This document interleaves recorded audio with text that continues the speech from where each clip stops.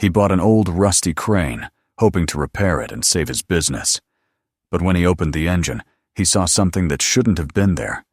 Gold, documents, and traces of a forgotten war. Subscribe and write in the comments which city you are watching from. The first cold wind of autumn blew across the coastal town of Rockford, lifting dry leaves along the cracked pavement outside the small industrial yard where Ethan Cole stood. He had been there for hours, leaning against the fender of an old truck, staring at the line of rusting equipment that had once been the pride of his company. The name Cole Construction was still painted across the side of the workshop, the letters fading beneath years of dust and rain. There had been a time when that sign meant something, when it stood for hard work, reliability, and a man who could build anything from the ground up. Now, it felt like a relic from another life. Ethan was 42, broad-shouldered, his palms still scarred from decades of manual labor. He had started with nothing but a toolbox and a pickup truck, taking on repair jobs, laying foundations, welding beams through nights thick with sea fog. Every beam he lifted and every wall he built had carried a piece of his stubborn belief that honest work would always win in the end. But honesty didn't pay invoices when contracts failed. A developer had backed out of a major project 3 months ago, leaving him with half-built structures and mountains of unpaid bills.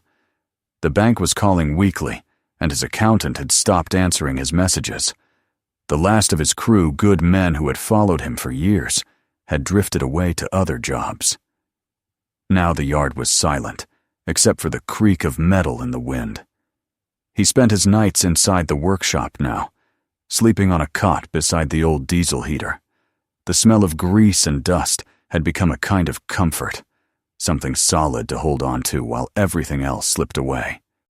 His wife had packed her things a month earlier and gone to stay with her sister, saying she needed space to breathe. He hadn't argued. There was nothing left to say. Pride had always been both his armor and his chain. He could fix machines, weld broken frames, rebuild engines, but he couldn't fix what had broken inside his own life.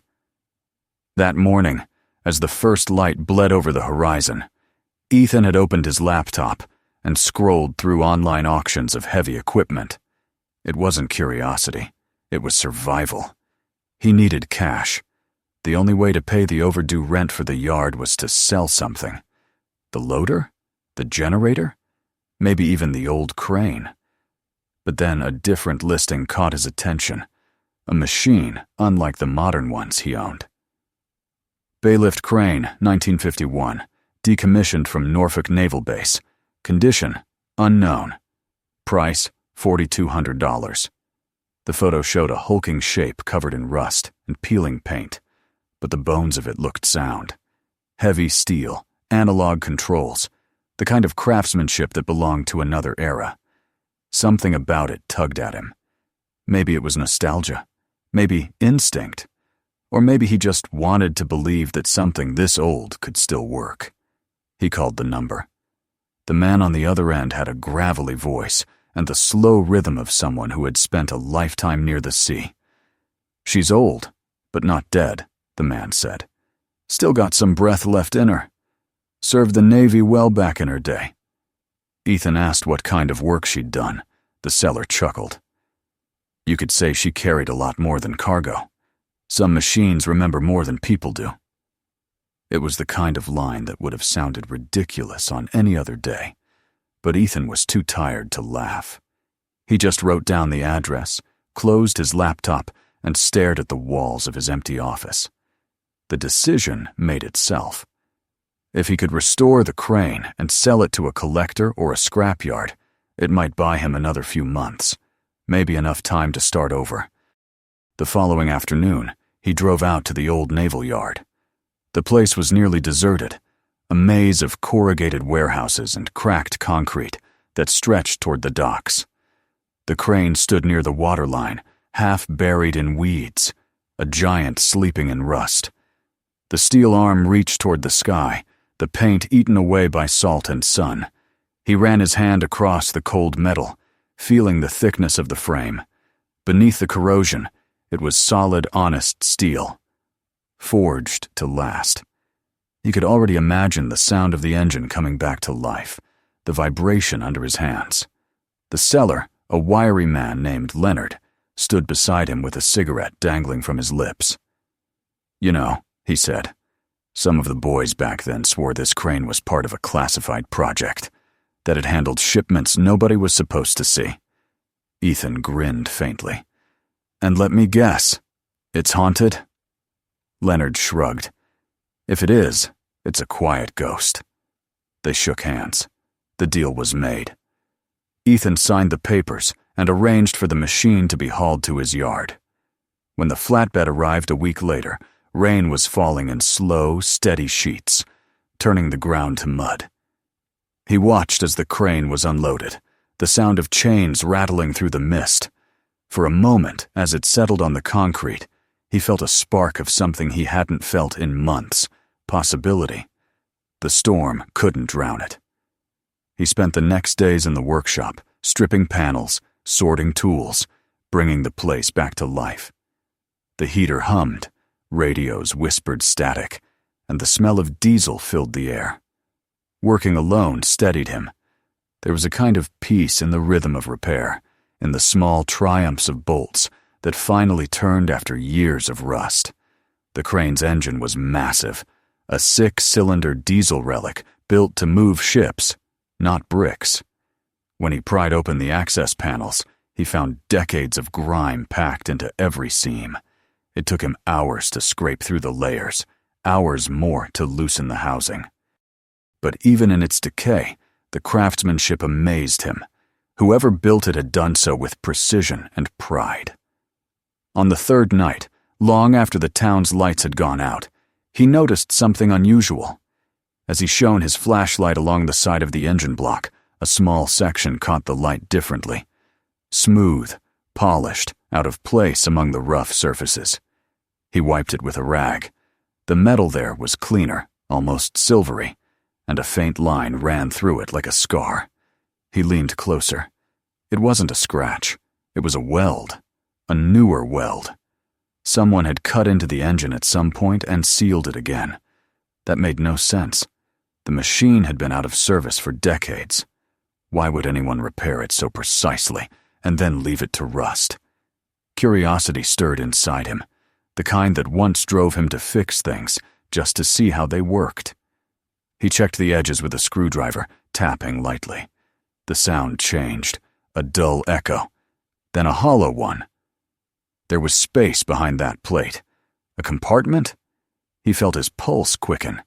Maybe it was nothing more than a patch. Maybe just corrosion repaired long ago. Still, the instinct that had carried him through a lifetime of machinery told him otherwise. He stared at the seam for a long minute, then reached for the grinder. The wheel bit into the metal, sending sparks across the floor. The roar of it filled the workshop, drowning out the rain. He moved carefully, cutting along the weld, tracing its curve until the plate loosened. It took strength to pry it open. When he finally did, the smell that came out wasn't oil or rust. It was dry air, old and stale, trapped for decades. He turned off the grinder and listened. Nothing but the tick of cooling steel. The hole revealed a sealed compartment no larger than a suitcase. Inside, something gleamed faintly in the light of the flashlight, smooth, metallic, deliberate. He pulled it free with gloved hands. It was a cylindrical container, heavy but intact, coated in black grease. His heart pounded in his ears as he carried it to the workbench. There, under the harsh white light, he wiped it clean and saw the faint outline of military markings etched along the lid. Property of U.S. Navy, 1952. The letters were still sharp. His breath caught. For a long time he simply stared at it, unable to decide whether to open it or not. The logical part of him said it was junk scrap metal left over from some forgotten repair. But another part, the one that still believed in luck and fate, whispered otherwise. He fetched a wrench, loosened the bolts around the rim, and slowly pried the lid open. Inside lay layers of fabric, folded neatly, as if someone had wanted to protect what was within. Beneath the cloth, the dull gleam of metal met his eyes. Gold. Small bars, each stamped with numbers and insignia he didn't recognize. There were papers. 2. Yellowed, brittle, bound with a strip of leather. He touched them, and the world seemed to tilt. For a long moment, Ethan didn't move. The rain outside grew heavier, beating against the roof like the pulse of the sea. He could hear his own breathing, the slow disbelief building in his chest.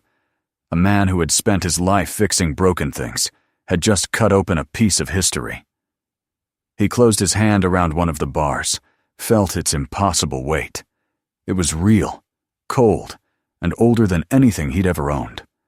On the bench beside it, the papers waited. Names, signatures, military seals blurred by time. He sat down heavily on the stool, staring at the open container. Somewhere deep inside, a quiet voice whispered that his life had just changed, though whether for better or worse he couldn't tell. The storm outside grew louder, and the light flickered as thunder rolled over the water. The workshop was filled with shadows now, and in their shifting edges, the gleam of gold seemed almost alive. Ethan reached out, hesitated, then closed the lid again. He didn't know what he had found, but he knew one thing for certain. This was no ordinary machine, and whatever secret it carried had been meant to stay buried. He stood there for a long time, hand resting on the cold steel of the engine, as the sound of rain mingled with the soft ticking of cooling metal. The night felt endless, and yet, somewhere deep in his gut, he sensed that this was only the beginning, that the machine he'd bought to save his company was about to drag him into a story far larger than himself. For hours after he had sealed the container again, Ethan couldn't sleep. The sound of the rain outside seemed to echo the thoughts inside his head. Every time he closed his eyes, he saw that gleam of gold under the harsh light, those crisp military letters stamped on the lid. He had no explanation for what he had found. A forgotten cache? A bribe hidden decades ago? His rational mind tried to fit it into something ordinary, but the weight of the discovery pressed on him like the dark ceiling above his workshop. Somewhere between disbelief and fear, a thought repeated itself. This can't be real. But the weight of the bar in his hands had been undeniable, the cold, perfect density of something valuable enough to ruin lives. By dawn, he decided he had to look deeper. The discovery itself didn't scare him as much as what it might mean. He'd worked on enough machines to know that no one hides something in an engine without reason. The military markings meant the crane had been in official service long after the war ended. Yet the documents inside the container looked older than that World War II era, maybe a few years later. He spent half the morning pacing before finally clearing a space on his workbench and laying everything out in the order he'd found it. The cylinders, the envelopes, the strips of fabric. He hesitated before touching the papers. The ink had bled through in places, but he could still make out words, handwritten notes, signatures, numbers, some in cursive, others typed on old paper. The first document looked like an inventory sheet from the U.S. Navy Logistics Division. It listed items with cryptic labels: specimens, metallic, classified, priority seal. The date was April 1946. A second sheet mentioned a convoy number, a ship's name blurred by age. When he lifted the top page, a folded letter slipped out, its edges fragile as ash. He opened it carefully. The handwriting was deliberate, strong, not the scrawl of an ordinary clerk. It began simply, "If you're reading this, I'm already gone." The signature at the bottom read, "Captain Lawrence Davenport." Ethan read every line twice. Davenport had written that he'd been ordered to oversee the transfer of confiscated assets from Germany to the United States in the final months of the war. Gold, silver, and currency meant to stabilize European economies had been diverted by officials who saw a chance to profit from chaos. Davenport wrote that he could not allow it. "They'll call it theft," he wrote, "but I call it protection. What I hide not for myself, but for the time when honesty is no longer punished." Ethan stared at the words, the curve of the captain's signature. The paper shook slightly in his hands. It wasn't just money. It was history. Someone's last act of defiance, buried inside the iron heart of a machine. He pushed back his chair and stood, pacing the length of the workshop. The logic of his trade screamed that he should call the authorities immediately. But another part of him, the weary, desperate man who'd watched his life unravel, couldn't help but see the gold for what it was. Salvation. He could clear his debts, buy new equipment, rebuild his company. No one would ever know. But as soon as the thought took shape, another crushed it. It didn't belong to him. Even if the world had forgotten it, it wasn't his to keep. He thought of his mother's voice, sharp and steady. A man who cheats himself never builds anything that stands. He sat down again, head in his hands, and stayed like that until the shadows lengthened across the walls. When night fell, he finally picked up his phone and called Jordan Hayes, a lawyer he had known for years. Jordan had helped him register his first company and file his first taxes. He was one of the few people Ethan trusted completely. He explained what he had found, leaving out only the exact number of gold bars until Jordan interrupted him.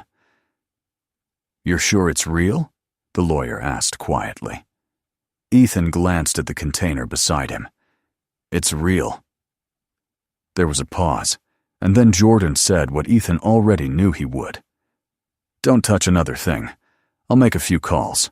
Someone from the Department of Defense or the Treasury needs to see it. You could be holding classified property, Ethan, or evidence." By morning, a government sedan pulled into his yard. Two men in dark jackets stepped out, their expressions tight but not hostile. They introduced themselves as representatives from the Naval Historical Command. Ethan led them into the workshop. They moved with calm efficiency, photographing everything, labeling the documents, sealing the gold into separate bags. One of them asked to examine the crane itself. When Ethan showed him the engine, the man crouched beside the opening and ran a gloved hand along the cut. His voice was low but certain. "This isn't standard fabrication. Whoever sealed this meant it to last." The other man nodded and asked Ethan whether he'd noticed any secondary compartments or structural anomalies. "Just the one weld," Ethan said. But the metal was different. It felt newer. The men exchanged glances. One of them retrieved a folder from his briefcase and opened it to reveal a copy of a decades-old blueprint. Ethan caught the heading. Baylift Crane Model B91, Naval Engineering Division. The diagram showed an engine cross-section almost identical to his own, except for one difference. On the lower left side, near the cylinder housing, there was a small box marked in faded red ink. Restricted assembly. The official looked at Ethan. "There might be another compartment," he said, "and if there is, it may not be safe." They asked him to step outside while they brought in an inspection team. The following hours stretched endlessly. Ethan sat on the curb outside his yard, staring at the line of rain-dark clouds crawling over the ocean. Trucks arrived carrying equipment, cables, radiation sensors, and a bomb disposal unit. The sound of metal striking metal echoed from within the workshop. One of the technicians came out briefly to speak with a senior officer, and Ethan caught fragments of their conversation. Residual compound in the weld, handmade trigger, sealed casing. His stomach tightened. He realized they were talking about an explosive device, something that could have gone off when he cut into the engine. Late in the afternoon, an officer approached him. "Mr. Cole," he said, his tone measured. "There was indeed a second compartment. You're lucky you didn't cut an inch lower. There's an old detonator inside, corroded, but still identifiable. We're going to neutralize it before continuing." Ethan nodded, his throat dry. He thought back to the sparks flying from his grinder, the way he'd leaned in close to see through the smoke. A single mistake, and he might have been gone. The entire workshop turned into twisted wreckage. The thought chilled him more than the wind that whipped across the lot. The operation continued well into the night. Floodlights cast harsh white beams across the concrete, and the rhythmic clang of tools carried through the dark. Finally, around midnight, they emerged carrying a small steel container, its surface marked by rust and pitted age. The chief inspector motioned for a technician to open it. Inside lay a tangle of wires, a glass ampule, and a block of decayed material that had once been explosive. The technician turned to the officer and shook his head. "Non-functional," he said. "The trigger dissolved years ago." Beneath the wiring, however, was something else. Another set of documents, tightly rolled and bound with string, along with several bundles wrapped in oilcloth. When the cloth was peeled back, the contents gleamed faintly even under the floodlight stacks of paper bonds, dated 1934 and stamped with the seal of the First National Bank of New York. The bonds were still crisp, untouched by time. The officers exchanged looks that mixed astonishment with unease.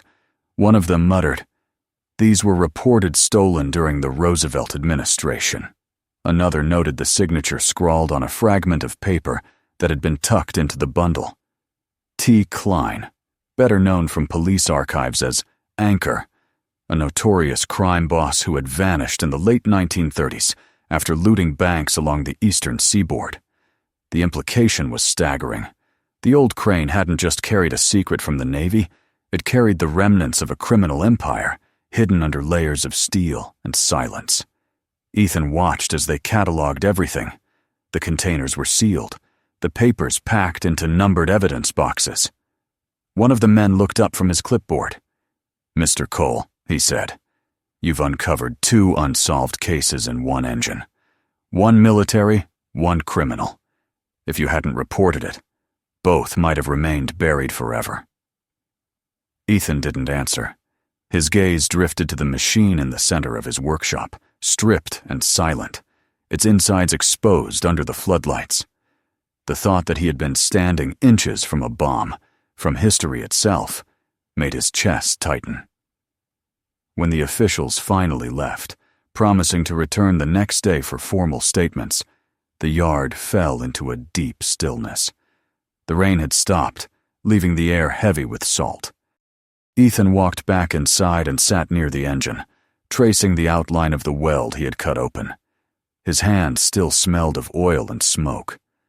For a long time, he stared at the place where the steel met air, trying to comprehend how his life had intersected with something so vast and improbable. He had bought the machine thinking it might save his company. Instead, it had opened a door to the past. A door built from metal, secrets, and greed. He felt exhaustion settle into his bones. On the workbench, the faint outline of the Navy's insignia still gleamed on the container lid. He wondered about Captain Davenport, what kind of man he had been, what choices had led him to hide his cargo in the belly of this machine. Maybe Davenport, too, had believed that doing the right thing would cost him everything. Maybe he'd buried his conscience along with the gold, hoping that one day someone else would dig it up and understand. Ethan looked at the old Crane one last time before turning off the lights. Its shadow stretched long across the floor, sharp and silent, like the memory of a heartbeat. Outside, the sky began to clear, stars emerging over the black expanse of sea.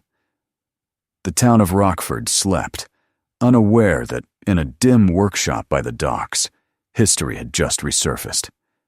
Ethan locked the door behind him and walked toward his truck, his reflection passing through the puddles on the ground.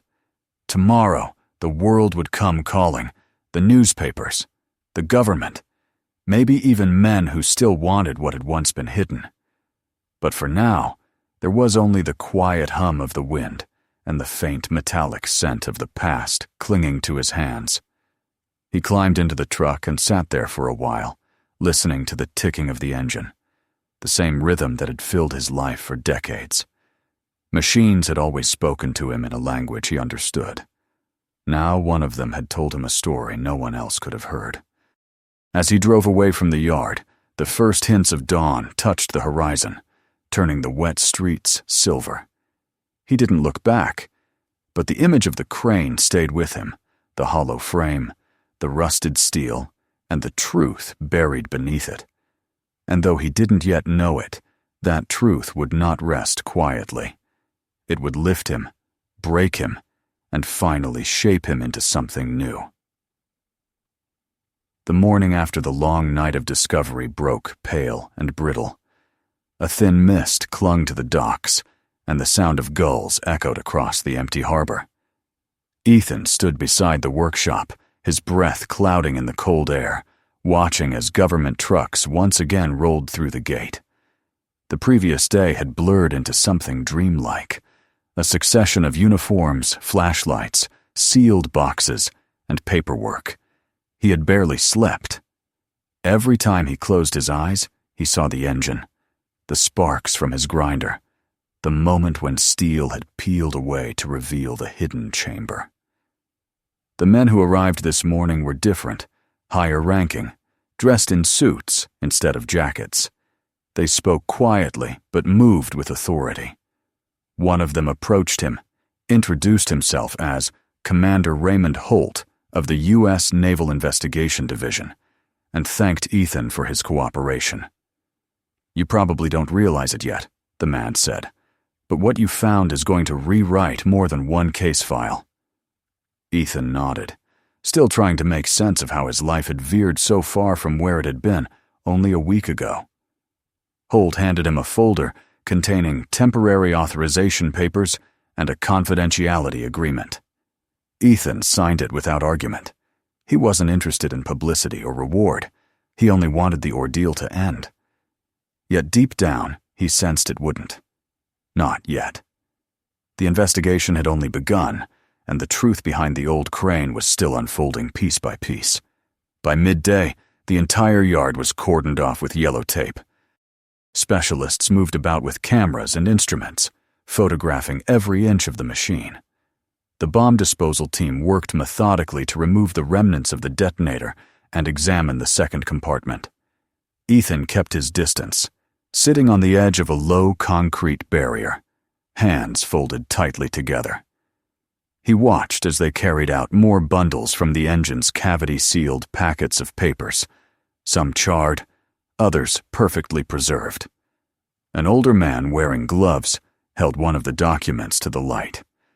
The ink was faded, but legible enough for Ethan to catch a few words. Department of the Treasury. Series 1934, United States Savings Bonds. Another official muttered that the serial numbers matched those from an infamous robbery during the Depression era, a theft that had haunted federal archives for decades. It struck Ethan then that this machine had carried not one, but two histories intertwined. One of war and one of crime, a tangle of human greed buried beneath rust and grease. He felt a strange reverence toward it, as though he were standing in the presence of something sacred. Every bolt and beam had been a witness. The steel had held its secret for 70 years without a word, and now, because of him, it had finally spoken.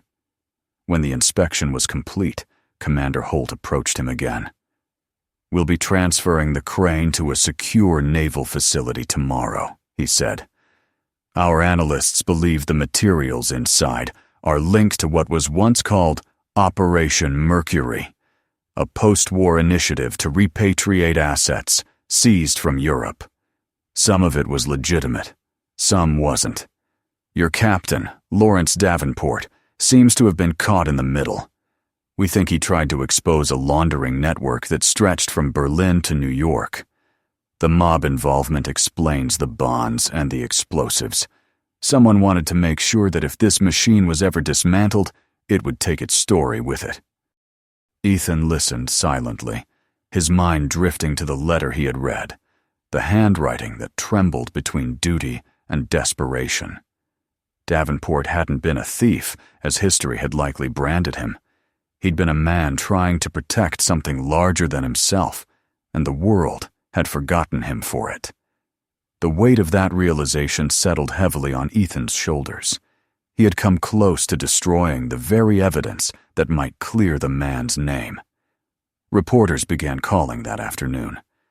Somehow, the story had leaked. Words like war gold, naval conspiracy, and forgotten treasure flashed across local news banners before Ethan could even grasp how. His phone buzzed constantly, but he ignored it. The government officials shielded him from the worst of it, promising confidentiality and discretion, but he could feel the attention pressing at the edges of his quiet town. Neighbors slowed their cars when passing his yard, curious faces peering from behind windshields. The crane loomed in the background, silent and massive, as if aware of the spectacle it had become. The following week passed in a blur of interviews and signed statements. Representatives from the Department of the Treasury joined the investigation, followed by historians, archivists, even a curator from the Smithsonian.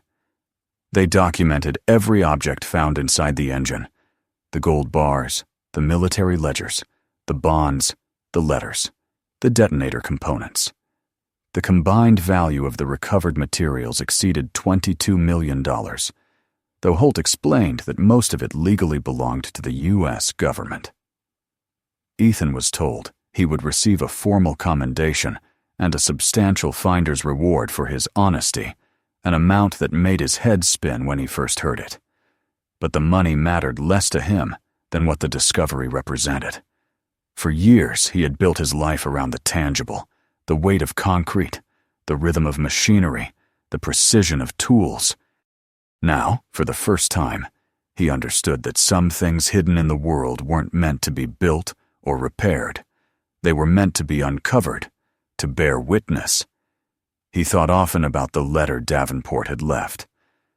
What I hide not for myself, but for the time when honesty is no longer punished. That time, it seemed, had finally come. In early winter, the Navy arranged a formal ceremony at the local hall. The event was modest, but dignified. Ethan stood awkwardly on stage in a borrowed suit, while Commander Holt read a statement honoring his integrity and civic contribution to historical justice. A check for $5.8 million was presented to him as a government reward. The applause felt distant, unreal. Reporters took photos, flashes exploding in bursts of white light. He smiled when required, shook hands, and nodded through speeches. But his mind was somewhere else.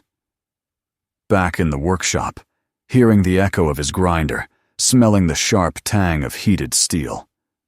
After the ceremony, when the hall had emptied and the evening light slanted across the polished floor, Holt approached him once more. "We've traced Captain Davenport's record," he said quietly. "You were right, he wasn't a thief. He was ordered to transport recovered assets from Germany in 1946. Somewhere along the way, he discovered corruption within the logistics network. When he tried to report it, the evidence disappeared. And so did he. Until now, his name was on a classified list of deserters. We're going to correct that. His family will finally know what happened." Holt paused, then added, "You did good work, Mr. Cole. You gave a man his honor back." That night, Ethan returned to his workshop for the first time since the crane had been removed. The space felt strangely hollow without it. The marks on the concrete floor were still there, the outlines of its wheels, the scorch from his grinder, the stains of oil. He walked to the corner where the workbench stood, his tools neatly arranged just as he had left them. In the center of the bench sat a small piece of metal, a section of the engine panel that had been cut away. One of the investigators had given it to him as a keepsake. Its edges were smooth now, cleaned and polished, but when he held it to the light, he could still see the faint groove of his first cut. He traced it with his thumb, feeling the coolness of the steel. The following weeks brought quiet. The checks cleared, the debts vanished, and the bank released its hold on his property. He could have sold everything, moved somewhere new, lived out the rest of his days in comfort. But something in him resisted. Instead, he filed paperwork for a new business license: coal recovery and salvage. He rented a second workshop near the docks and began restoring old equipment, boats, engines, industrial relics that others had abandoned. What he had found in that crane had changed the way he looked at machines forever. Each one, he realized, carried stories in its bolts and rivets, echoes of the hands that had built and used it. He began to see his work not as fixing the broken, but as rescuing the forgotten. By spring, his yard was filled with life again. The clang of tools, the smell of oil and salt, the hum of engines waking after long silence. Among the new pieces stood something special: the preserved engine block from the old baylift crane, now cleaned and displayed behind a glass case. It bore a simple plaque beneath it, engraved with words he had chosen himself. Some machines carry more than weight. They carry history. Visitors came occasionally: students, journalists, mechanics, who had heard the story and wanted to see the relic that had survived time and silence. Ethan would tell them what he could, careful not to embellish. He didn't speak of the gold or the bonds, only of the man behind them. It wasn't about treasure, he would say. It was about conscience. On quiet evenings, when the last workers had gone home, Ethan would sit alone by the open door of the workshop, watching the ocean beyond the docks. The horizon would glow orange, then fade into the deep blue of night. He'd sip coffee and listen to the faint hum of a generator, the creak of metal cooling after the day's heat. Sometimes he imagined the sound of that old crane starting up again, the deep growl of its engine coming to life, the echo of the past blending with the present. He thought often of Captain Davenport, the man whose courage had outlasted his own lifetime. In a way, Ethan felt bound to him. Two men separated by decades, but connected through the same machine, both fighting to hold on to integrity when the world around them demanded compromise. The discovery had stripped Ethan's life bare, but it had also rebuilt it on stronger ground. The debts were gone, but more importantly, the doubt that had once shadowed his every choice had lifted. Late one night, as a storm gathered offshore, he stood before the engine display and placed his hand on the glass. The reflection of lightning flickered across the polished surface, and for a moment, the metal seemed to glow from within. He whispered softly, almost to himself, "You did the right thing, Captain." Outside, thunder rolled across the sea, deep and resonant, like the voice of something vast answering back. When the rain began, he left the lights on inside the workshop. The glow spilled out through the windows, washing over the yard and the rows of silent machines. The storm passed, leaving behind the smell of wet earth and oil. Ethan leaned against the doorway, breathing it in. He had once believed that machines were only tools, built to serve and then discarded. Now he knew they could also remember every touch, every intention, every secret sealed within their frames. The wind rose again, carrying with it the faint clang of a distant buoy. Ethan smiled, faint but genuine, the first true peace he'd felt in years. The machine that had nearly killed him had instead delivered him back to himself. Somewhere out at sea, beneath the dark water, the remains of old ships still slept, their cargoes long forgotten. Perhaps, he thought, there were other stories waiting, other truths locked away in rust and iron, waiting for the right hands to uncover them. And as dawn began to break once more over the harbor, Ethan turned back into the workshop, his silhouette framed by the rising light. The hum of a new engine filled the air, steady and strong, and in that moment, it sounded almost like a heartbeat proof that even the coldest metal, once touched by human purpose, could live again. If this story moved you, make sure to subscribe so you don't miss the next one. Watch the next video for more untold discoveries, and share this one with someone who'd appreciate a true story worth remembering.